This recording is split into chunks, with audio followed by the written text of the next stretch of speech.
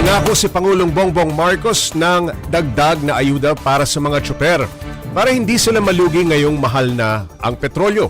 Patuloy naman daw naghahanap ng alternatibong pagkukunan ng supply ng langis ang pamahalaan. Para bigyan ng mukha ang balita, Mobile Journal Julie Baiza. Halimbawa, yung mga transport workers, kahit na hindi itataas ang fare, sa ngayon, deferred lang muna yung fare hike, dadagdagan naman natin ang tulong sa kanila para hindi naman sila malugi. Ito ang pangako ni Pangulong Bongbong Marcos para sa transport workers isang araw matapos niyang iutos na suspendihin ang nakatakdasa ng taas pasahe sa mga pampublikong sasakyan. Sabi ng Pangulo, para ito sa kapakanan ng commuters. Pero aminado siya, kailangan din ng tulong sa sektor ng transportasyon.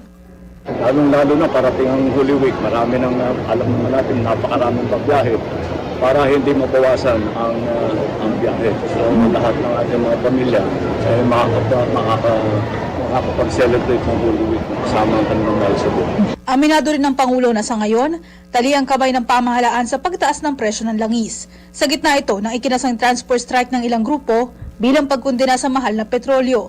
Ayon sa Pangulo, patuloy naman silang naghahanap ng alternatibong oil resources. Pero kung ang supply ng pagkain ang pag-uusapan, sapat pa naman daw ito. Ang binabantayan na lang natin ngayon ang presyuhan. Dahil sa pagkain, mas marami tayong magagawa. Pwede natin, naghahanap kami ng paraan pa para ibaba ang presyo ng pagkain. Sa kabila ng problemang dulot ng pagsirit ng presyo ng langis, una na sinabi ni PBBM na normal ang sitwasyon sa bansa. Mga kapatid, Mobile Journal Julie Baiza po, hatid ang mukha ng balita. Pag-usapan pa natin ang mga aksyon ng pamahalaan sa mahal na presyo ng langis kasama si Mobile Journal Julie Baiza. Julie, nasabi ba kung magkano yung magiging dagdag na tulong sa transport workers? Jay, for context, sa ngayon, meron nang gumugulong o ini-roll out na yung cash aid under DSWD, 5,000 piso yan.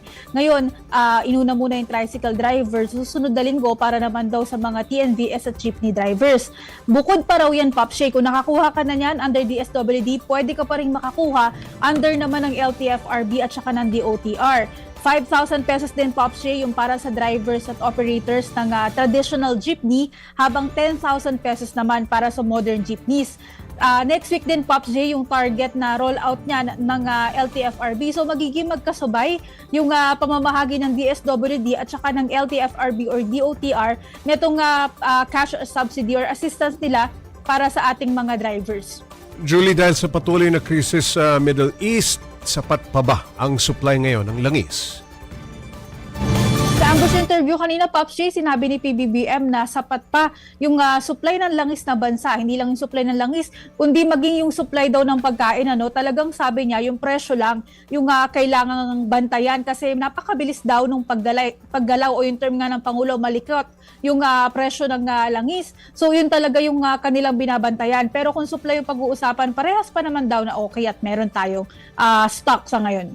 Julie, magtatag-init na anong ginagawa ng pamahalaan para matiyak ang supply rin ng kuryente ngayong mahal ang krudo?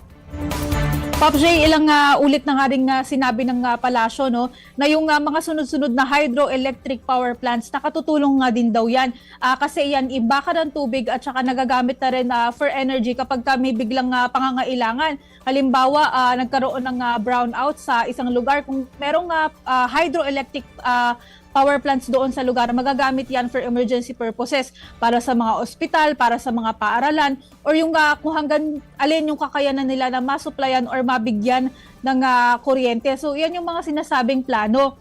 Hindi nga lang sa darating na tag-init, Pops J, kundi para na nga rin in general alternative din na mapagkukunan ng kuryente ng bansa. Julie, itong mga pahayag ng Pangulo, sinabi niya habang siya ay nasa Bataan. Ano pa bang ginawa niya ran? Pops J, kanina sa Mariveles, Bataan, binisita ng Pangulo yung mga refabricated classrooms. Yan daw ay tugon ng pamahalaan para naman sa kakulangan ng classroom na nauna nang iniulat ng Department of Education. Yung mga refabricated classrooms na yan, kayang i-withstand yung hanggang magnitude 8 na lindol. At kung bumabagyo naman o yung may malakas na hangin, kaya din daw na hindi kaagad masisira itong mga classroom na ito. So bukod doon, Pops J, meron ding tinatawag na Yakap at Kalinga Caravan. Yun naman yung pagbibigay ng mga libreng konsultasyon laboratory at other medical services, pati yung mga gamot para sa mga mag-aaral at sa mga staff at mga guro diyan sa nasabing paaralan. Partnership yan, Pops Jane, ng Department of Education at saka ng PhilHealth.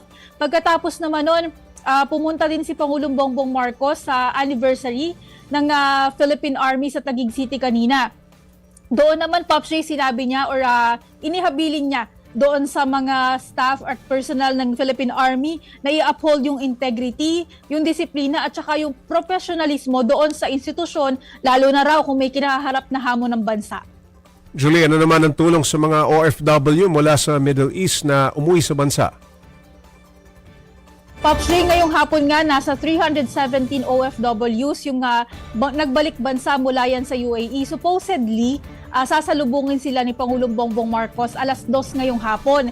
Pero ang paliwanag ng palasyo, hindi kasi nakarating, Pops Ray. Dumating na dito yung mga OFW, pero si PBBM, hindi siya nakarating para sa pagsalubong sa kanila. Ang paliwanag ng palasyo, naipit daw sa magkakasunod na meetings dito sa Malacanang at hindi na rin daw gusto na paghintayin pa yung mga OFW para masalubong ng Pangulo. So minabuti na nga na hindi na tumuloy si PBBM doon. Ang DMW nangako naman ng cash assistance sa kanila at yung mga sa probinsya papupunta, kagaya ng mga nauna ng repatriated OFWs natin, binibigyan naman ng accommodation at saka ng transportation services kung uuwi pa sa kanilang mga probinsya or kung kailangan pang mag-book ng mga flights. Julie, record low ang palitan ng piso sa dolyar na umabot ng 60 pesos. Anong sagot ng pamahalaan? So ngayon, Pops J, ang Malacanang wala pang inilalabas na pahayag tungkol dyan. Pero ang sabi nga maganda or mainam na maitanong na nga rin daw sa Bangko Sentral ng Pilipinas and other concerned government agencies. Maraming salamat, Mobile Journal Julie Baiza.